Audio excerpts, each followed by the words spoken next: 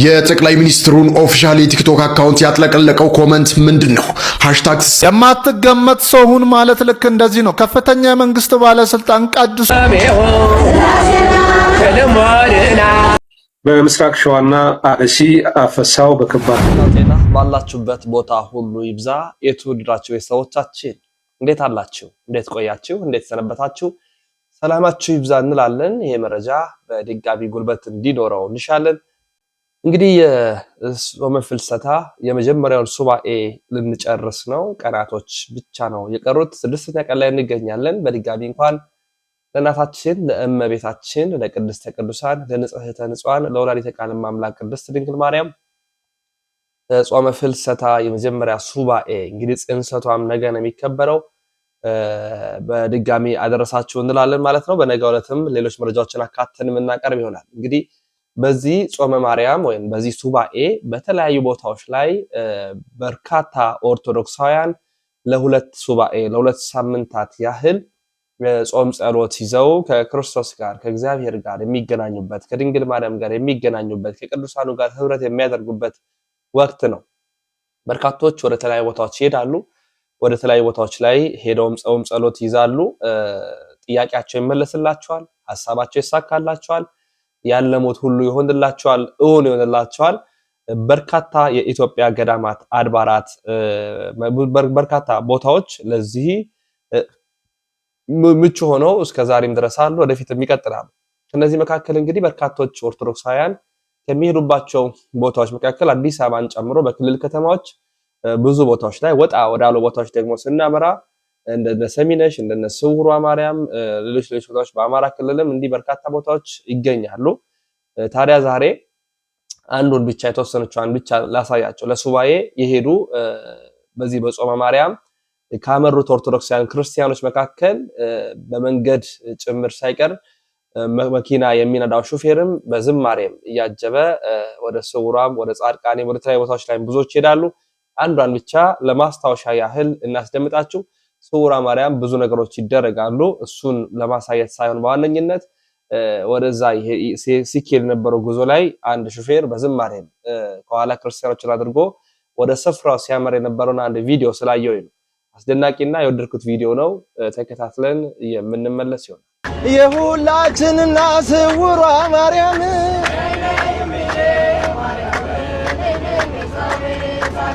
አይነ ስውር በራ ጻድቃኔ ማርያም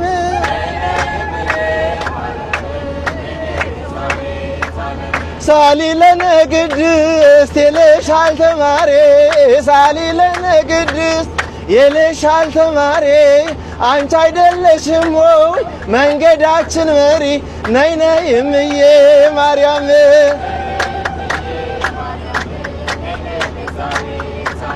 ባንድዬ በልጅሽ በመድኃኔዓለም።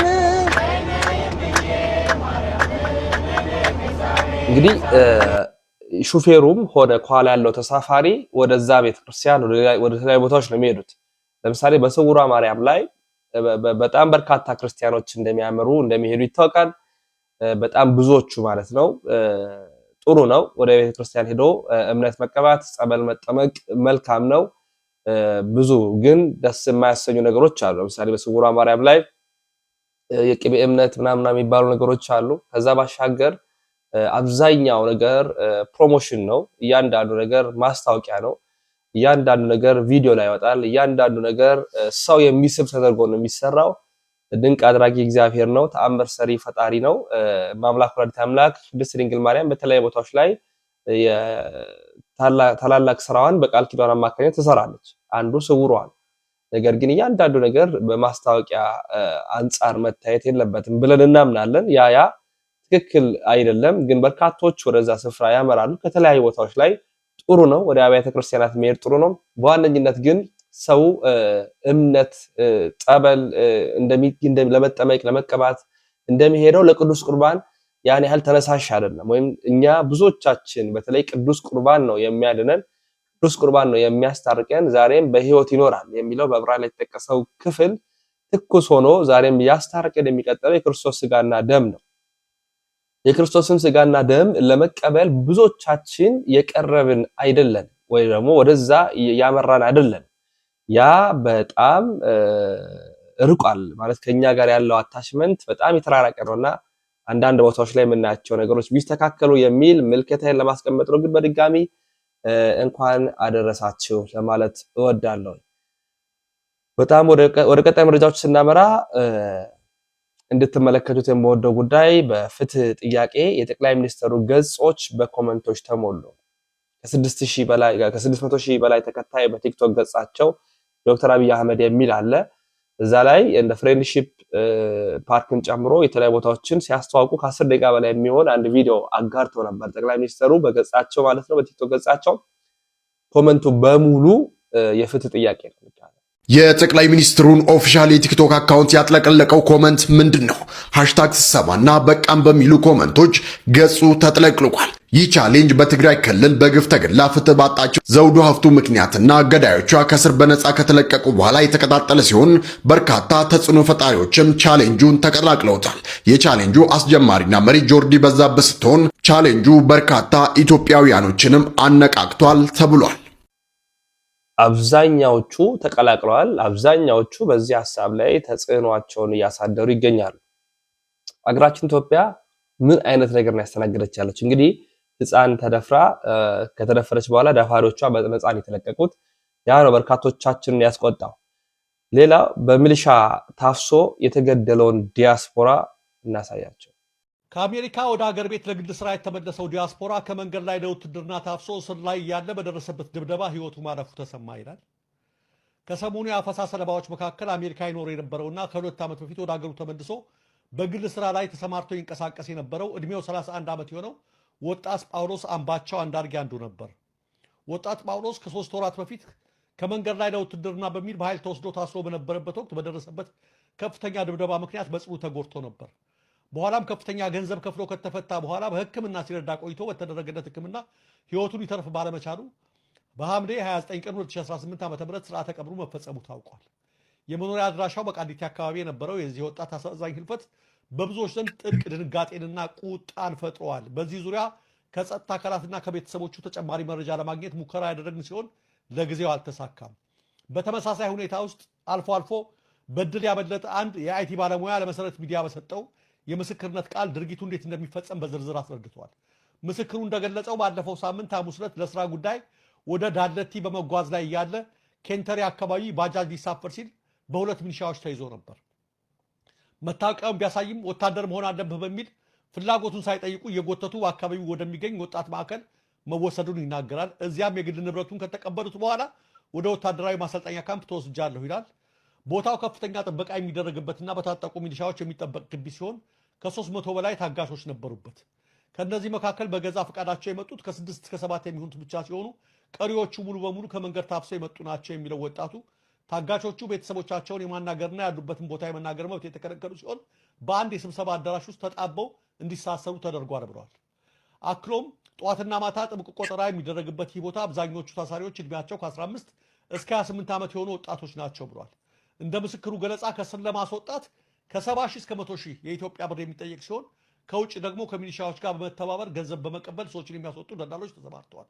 በተጨማሪ ሚሊሻዎች በእያንዳንዱ የሚያመጡት ሰው ላይ 1,000 ብር ኮሚሽን እንደሚከፈላቸውና እያንዳንዱ ሚሊሻ 5 ሰዎችን የማምጣት ኮታ እንደተጣለበት ይህንን ማሟላት ካልቻለ ግን ራሱ ወደ ግንባር እንደሚላክ መረጃዎች ያሳያሉ።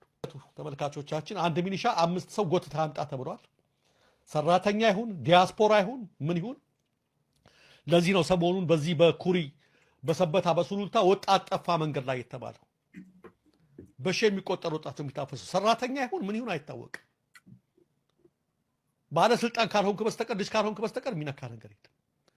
ጠቅላላ አፍሰዋቸዋል። ይሄ እንግዲህ ጳውሎስ አምባቸው ከአሜሪካ ከመጣ 3 ወር ከመጣ ለ3 ወር አስረውት ነበር። ደብድበው ገደሉት። አንድ ሚሊሻ 5 ሰው አንጣ ሲባል ምንድን ነው የሚደረገው ማለት ነው? በዛ ልክ ደግሞ ኮሚሽን አላቸው። የሚፈጸው ሌብነትና ስርዓት አልበኝነቱን ተመልከቱት። እቃ መረከብ፣ ስልካቸውን መንጠቅ ምናምን 70 ሺህ ብር 100 ሺህ ብር እየከፈሉ ማስወጣት ተፈቅዷል። አገዛዙ ሊወድቅ ነው። አነግንጓል። ስርዓት የለም፣ ህግ የለም። በስርዓቶች የመጨረሻ አካባቢ የሚደረጉ ምልክቶች ወይም የመጽአት ቀን ምልክቶች ናቸው እየታዩ ያሉት ኢትዮጵያ ውስጥ። ነፍስ ይማር፣ ለቤተሰቦቹ መጽናናት ይስጥ ከማለት በስተቀር ምን ማለት ይቻላል? በጣም የሚያሳዝን ነገር ነው። እንግዲህ ታፍሶ የተወሰደ እንደሆነ ነው የተሰማው። በጣም አሳዛኝ ዜና ነው። ሌላ እንግዲህ ምን እንላለን? በቀጣይ የማትገመት ሰው ሁን የመንግስት ከፍተኛ ባለስልጣን ነው በተክሊል የማትገመት ሰው ሁን ማለት ልክ እንደዚህ ነው። ከፍተኛ የመንግስት ባለስልጣን ቀድሶና አቁርቦ በስርዓተ ተክሊል ስርዓተ ጋብቻውን ፈጸመ። በቤተ ክህነት የአደራ አገልግሎት መመረጥ ውስጥ ለክብረ ክህነት በቅቶ በወላይታ ቡዲቲ ምስራቅ ፀሐይ ቅድስት ድንግል ማርያም ቤተ ክርስቲያን ለዘመናት አገልጋይ ዲያቆን ሆኖ ያገለገለውና እያገለገለ የሚገኘው እንዲሁም በመንግስት መዋቅር ውስጥ የደቡብ ኢትዮጵያ ክልል ብልጽግና ፓርቲ ቅርንጫፍ ቢሮ የወጣቶች ክንፍ ጽሕፈት ቤት ኃላፊ ሆኖ የመንግስት ኃላፊነትን እየተወጣ የሚገኘው ዲያቆን ዘሚካኤል ዋዳ ወይዘሪት ትዕግስት አበበ ጋር በቅዱስ ተክሊል ስርዓተ ጋብቻውን ፈጽሞ አቁርቧል፣ አግብቷል። በስርዓተ ተክሊል ደግሞ የከፍተኛ የመንግስት ባለስልጣን ነው። በጣም ያስደንቃል። በሌላ አቅጣጫ ደግሞ ያለውን ነገር ስንከታተል ከሶፎንያስ ጋር የተገናኘውን መረጃ ነው እንደሚከተለው የማቀርብላችሁ። ምንድነው እኔ የኔ ኃጢአት የተለየ ነው? ስንት አርቲስት አናቅም እንዴ? እንደኔ የሆነ ስንት አርቲስት ላውጣም ይስማቸዋል ልናገር እንዴ አንተዋወቅም እንዴ? ተው እንጂ ስንት ሚኒስትር አለ፣ ስንት ባለሀብት አለ እንዴ? ተው እንጂ እንተዋወቃለን። እውነት ነው ወንድም አለም፣ አንተም ትናገራለህ፣ እኛም እንተነፍሰዋለን፣ በጋራ ነፃ እንወጣለን። ወገኖቼ ቪዲዮን ሼር፣ ኮፒ ሊንክ ማድረግ አትርሱ። ቶሎ ሊወርድ ይችላል። መልእክቱ ከተዳረሰ በኋላ ይውረድ። መቀጠል ምርጫ የሌለው ጉዳያችን ስለሆነ እንቀጥላለን። ይህንን መልእክት ይህንን ቪዲዮ አንዳንድ የእስልምናና የፕሮቴስታንት እምነት ተከታዮች ብታደምጡኝ ደስ ይለኛል። ይህ ጉዳይ አንተ ቤት ሲንኳኳ ይሰማል፣ እኔ ቤት ነው።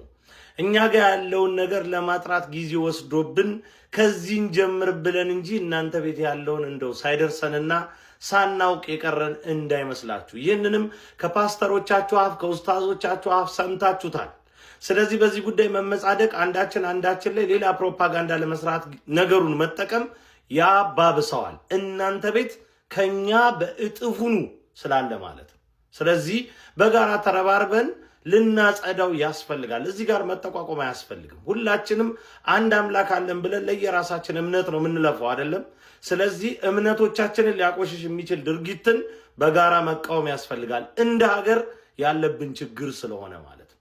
ስለዚህ ይህንን ነገር እባካችሁ በጋራ እንቁምለት፣ እንቁምበት ነው መልእክቱ። ነገ በልጆቻችን ላይ የሆነ ነገር ሲደርስ በጋራ ተሰብስበን እየየ የምንለው ዘር፣ ሃይማኖት፣ ማንነት ሳንመርጥ ነው። የኛው እምነት ተከታዮችን ደግሞ በተመለከተ ነጋሽ ሚዲያ ላይ እነዘማሪ ብሬ ያደረጉት ቆይታ ስር እናንተ በርቱ፣ እናንተ ቅደሙ፣ ሂዱ ምናምን የሚል እናንቱታ ያለው መልእክት ነው የምታስተላልፉት። እናንተ የማንን ጎፈሬ ነው የምታበጥሩት? ሃይማኖታችን የጋራ አይደለችም ወይ? በጋራ ቆመን ንጽሕት እናት ኦርቶዶክስ ተዋሕዶ ቤተክርስቲያን በዚህ ነገር አትቆሽሽም፣ ንገሩን፣ በጋራ እንቆማለን የምትሉን መቼ? እንደዛ ቆፍጠን ያለ አቋም ሳይኖር ቀርቶ ንገሩን፣ አውጡት መረጃውን። እስከ መቼ ነው የምታደበሰብሱት ትሉን አላችሁ። ያስፈራል እኮ። ነገ እምነት ለመቀየር ምክንያት ልታደርጉት ነው። ከቤተ ክርስቲያን ለመጥፋት ሰበብ ልታደርጉት ነው። እንጽና፣ እንጠንክር። ያወቅነው ነገር ከተዋህዶ ቤት እንድንርቅ ሳይሆን የበለጠ እንድንጠነክር የሚያደርገን ነው ብለን እስኪ በጋራ እንሰየም። ያንን ስታደርጉ እኛ አንድ ሌሊት መዘግየት እስቲ ያኔ ይታይብን። በጋራ እንቁም፣ በጋራ እንድከም። እንደ ሀገር በየሚኒስቴር መስሪያ ቤቱ፣ በየመንግስት ምናምን ተቋማቱ፣ በየግል ሴክተሮች እንዳለ በሃይማኖት ተቋማት ውስጥ እየወረሰን ያለውን ይህንን የትውልድ ነቀርሳ በሽታ በጋራ እንጋፈጠው። ማሉልኝ እስኪ። በተለይ በቤተ እምነት ስር ተሸሽገው እንዲህ አይነት ነገሮች የሚያደርጉ አሉ። ትክክል ያልሆኑ ነገሮች የሚያደርጉ አሉ። ይሄ ከሰብአዊነትም ከሰዋዊነትም የወጣ ድርጊት ነው። በአስቸኳይ እንደዚህ አይነት ነገሮች ልንቃወማቸው ይገባል፣ ልናጋልጥ ይገባል። ማንም ይሁን ማን፣ የትኛውም ይሁን የትኛው፣ ይሄ ፍጹም እግዚአብሔር የሚጸየፈው እሳት የሚያስወርድ ደግሞም እግዚአብሔር የተቆጣው ምን አለ በመፍጠሩ እግዚአብሔር እንኳን የተጸጸተበት ድርጊት ነው። ይሄ ሰው ወንድ ከወንድ ሴት ከሴት የሚለው ድርጊት ማለት አስቀድሞ መጽሐፍ ቅዱስ እዩ ስለመሆኑ በዘፍጥረት ላይ የተጠቀሰ ነው። ነውር፣ እግዚአብሔር የተቆጣው ነውር፣ እሳት ያዘነበባቸው አወረደባቸው።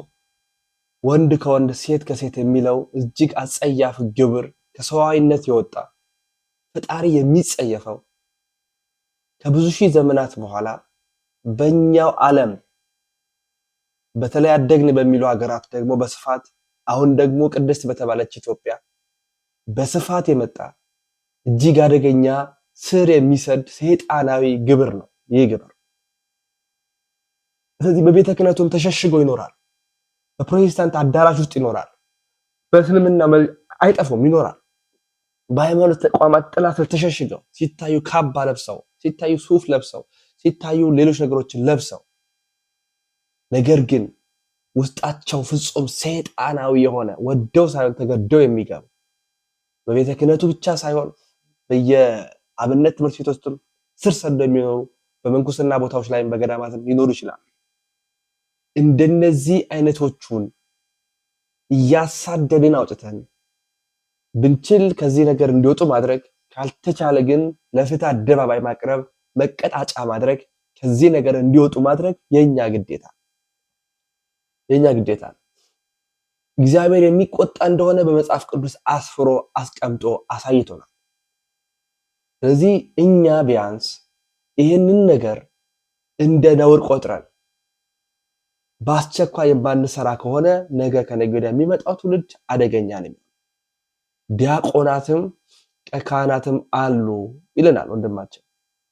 ግብረ ሰዶም ዲያቆናት ተገኙ ተባለ። ቄሶቹ ዲያቆኖቹ ብር ወዳድ ዓለምን ወዳድ ሆነዋል። መነኮሳት ከከተማ አልወጣም በባታችን አንቀመጥም አሉ። የቤተ ክርስቲያን ችግሯ በጣም በስቷል። ይሄን እናንተም ታውቃላችሁ፣ እኔም አውቃለሁ። ሌሎች ከኢትዮጵያ ኦርቶዶክስ ተዋሕዶ ቤተክርስቲያን እምነት ተከታይ ውጪ የሆኑ ሰዎችም ያውቁታልና ትናንትና ቅዳሴው እንዳለቀ የቦሌ መድኃኔዓለም አስተዳዳሪ አባት ምን አሉ? ለቤተ ክርስቲያን ጸሎት አድርጉ። አብዛኛው ሰው ስጋዊ ምኞቱን መውደድ አብዝቷል። ምእመናን ወይ እኔ እንደ አባት የምነግራችሁ ነገር ቢኖር ለቤተ ክርስቲያናችን እግዚአብሔር እንዲሰራባት ጸሎት አድርጉ ተብሏል። እርግጥ ነው እነዚህ ሃይማኖት መሪዎቻችን ሰዎች ናቸው፣ ይሳሳታሉ፣ ይወርቃሉ። በእርግጥ ሰይጣን ከኛ ከመደበኛ ሰዎች በላይ እነሱ ላይ ያነጣጥራል። እረኛውን ካልከው መንጋው ይበተናል ነው ህጉ። ግን እነሱንስ ማን ይርዳቸው? ለነሱስ ማን ጸሎት ያደርግላቸው? ለነሱ ነፍስስ ማን ይማጸን? ምእመናን አንዳንድ ጊዜ እኛም የራሳችንን ድርሻ መወጣት አለብን። እግዚአብሔር በእነሱ ላይ በቤተክርስቲያን ላይ እንዲሰራ።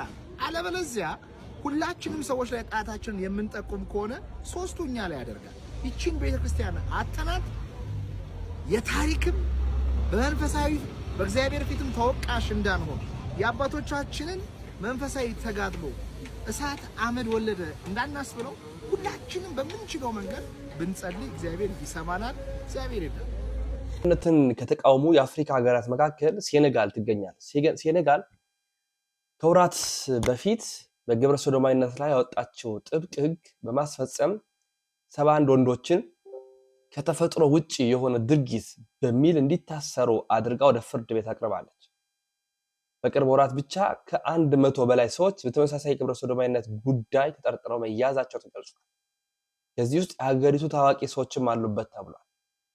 በሴኔጋል ባለፈው መጋቢት ወር የተሻሻለው ጥብቅ ሕግ ግብረ ሰዶማዊነት ግንኙነት እስከ 10 ዓመት ዘብጥያ ያስወረውራል። ከእስር በተጨማሪ ከፍተኛ የገንዘብ ቅጣትም አለ። ግብረ ሰዶማዊነትን የሚያስተዋውቁ ወይንም የገንዘብ ድጋፍ የሚያደርጉ ግለሰቦች ከ3 እስከ 7 ዓመት በሚደርስ እስራት እንዲቀጡ ሕጉ ይፈቅዳል። አጸያፊ የተባለው ይህ ድርጊት የሚያበረታታ ማንኛውም ድርጊት እንደ ወንጀል እንዲታይ ተደርጓል። ሴኔጋል የእግዚአብሔር ሀገር፣ ቅድስት ሀገር፣ እግዚአብሔር የምትጠራ 365 ቀን የእግዚአብሔር ስሙ የሚጠራበት የቅዱሳን ስም የሚጠራባት የተባለችቷ ኢትዮጵያ ይህ ሕግ የላትም። ቢኖራትም እንዲህ አጠንክራ አታውጣውም። ሚኒስትሮች፣ ታዋቂ ሰዎች፣ የቤተ ክህነት ሰዎች፣ የሃይማኖት ተቋማት ላይ ያሉ ሰዎች፣ ወጣቶች፣ ተማሪዎች፣ ነጋዴዎች፣ ሰራተኞች በዚህ አይነት አጸያፊ ነገር ስር እየሰደደ የገባ ይገኛል። ሕጉ አልጠበቀም። የላላ ሕግ ሆነና እንደዚህ አይነት ነገሮች በኢትዮጵያ ሀገራችን እንዲሆን እንዲሰራ ተደረገ። ያሳዝናል።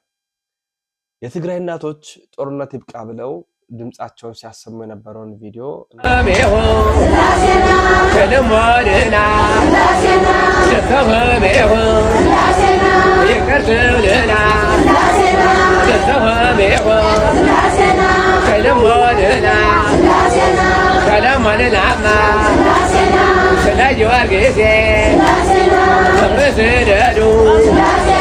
ይስማ ነው ምንለው። እውነት የእነሱን እንባ ይስማ ነው ምንለው።